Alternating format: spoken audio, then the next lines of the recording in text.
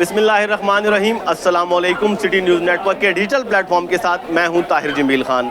दोस्तों, भारतीय जारियत के खिलाफ एक जानिब पाक फ़ौज और हमारी मुसल्लह अफवाज तो मुस्तैद हैं और दुश्मन को मुंह तोड़ जवाब भी दे रही हैं, लेकिन इसके साथ साथ कुछ महकमे या कुछ डिपार्टमेंट से कुछ इदारे ऐसे हैं जो भी इस दौरान इनका बड़ा अहम किरदार होता है। शहरी या आम लोग इसके बारे में बहुत कम जानते हैं। ये डिपार्टमेंट और ये महकमे क्या हैं? इन्हीं में से एक सिविल महकमा सिविल डिफेंस भी है, जिन्होंने आज रिटिगन पे सेंट्रल मॉडल स्कूल में फर्जी मशकें भी की हैं। इन मशकों का क्या मकसद था? महकमा सिविल डिफेंस में आम शहरी या मेरे और आपके जैसे आम जो पाकिस्तान के शहरी हैं वो इसमें किस तरह शामिल हो सकते हैं? वतन की खिदमत हम अपने तौर पर किस तरह कर सकते हैं? इन सब सवालों के जवाब जानने के लिए आज हम इस सेंट्रल मॉडल स्कूल में ही आए हैं, जहाँ पे सिविल डिफेंस का यहाँ पे अमला यहाँ पे मौजूद था और उन्होंने आज पुलिस डिपार्टमेंट और रेस्क्यू के साथ मिलकर फर्जी मशकों का एहतमाम किया। इन्हीं से जानेंगे। अस्सलाम वालेकुम जनाब। क्या हाल है सर, कैसे हैं आप? अल्लाह का शुक्र, ठीक ठाक। सबसे पहले तो हमारे देखने वालों के लिए अपना तारुफ करवाएं। जी, मेरा नाम मलक इरफान है, मैं सिविल डिफेंस ऑफिसर लाहौर हूँ। तो सिविल डिफेंस बेसिकली अगर इसकी हिस्ट्री हम देखते हैं तो ये जंग के लिए ही डिपार्टमेंट बनाया गया था।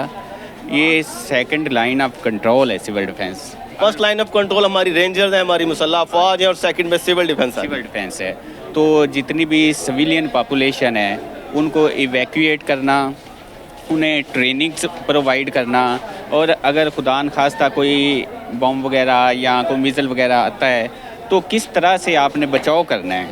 और मुकम्मल तौर पे ये चीज़ें बताना कि अगर कोई बिल्डिंग को नुकसान पहुंच जाता है, लोगों को नुकसान पहुंचता है, तो किस तरह से आपने उस बिल्डिंग से इवैक्यूएट करना है, किस तरह से आपने यानी कि पैनिक नहीं होना, किस तरह से आपने फंसे हुए लोगों की मदद करनी है। तो यही सारी ट्रेनिंग आज हमने इधर सीएम साहब की डायरेक्शन पे करवाई है। तो ये अल्हम्दुलिल्लाह बड़ी आप लाहौर में या पंजाब की अगर बात करें, आप लाहौर की जिम्मेदारी देखते हैं, लाहौर का ही बताएं। लाहौर में आपके पास कितनी फोर्स है? आपके पास एक्टिव कितनी फोर्स है? रिजर्व में कितने हैं? और खुदा न खास्ता ऐसे अगर हंगामी हालात बनते हैं तो आपकी कॉल पे कितने सिविल डिफेंस के जो नौजवान हैं वो जमा हो सकते हैं? जी, ये जिस दिन एस्केलेशन हुई है मैं उस दिन की आपको बात बताता हूँ। रात 2-2:30 बजे का ये टाइम था।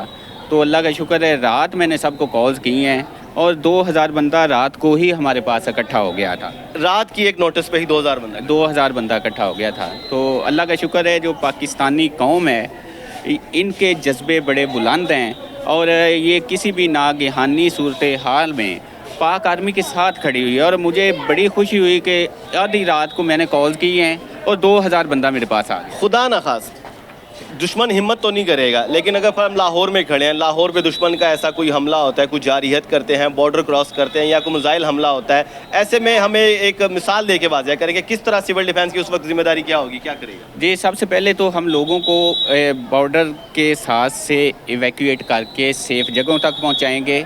उसके बाद अगर कोई ऐसा वो काम करते हैं तो जितनी भी सर्विसेज हैं डीसी साहब की डायरेक्शन में सिविल डिफेंस के थ्रू उन तमाम सर्विसेज को मोबिलाइज़ किया जाता है, उन्हें मोबिलाइज़ किया जाता है। और जितनी भी रेस्क्यू एक्टिविटीज़ हैं या हॉस्पिटल की एक्टिविटीज़ हैं वो थ्रू सिविल डिफेंस की जाती हैं।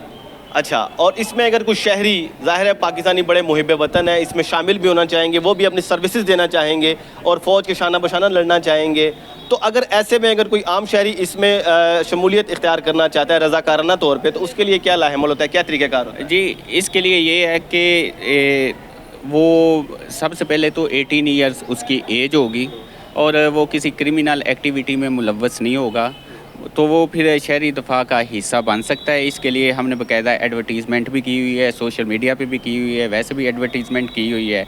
तो हमने अपने नंबर्स भी दिए हुए हैं, उस पे कांटेक्ट करके वो हमारे रज़ाकार बन सकते हैं। आज आपने जो फर्जी मशकें की हैं इसमें क्या क्या था?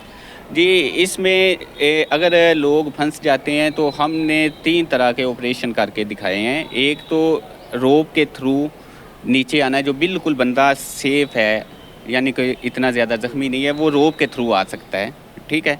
फिर उसके बाद अगर बहुत ज़्यादा कोई ज़ख्मी बंदा हुआ है तो चेयर नॉट के थ्रू से हमने नीचे उतारा है, तो वो चेयर नॉट के थ्रू आएगा।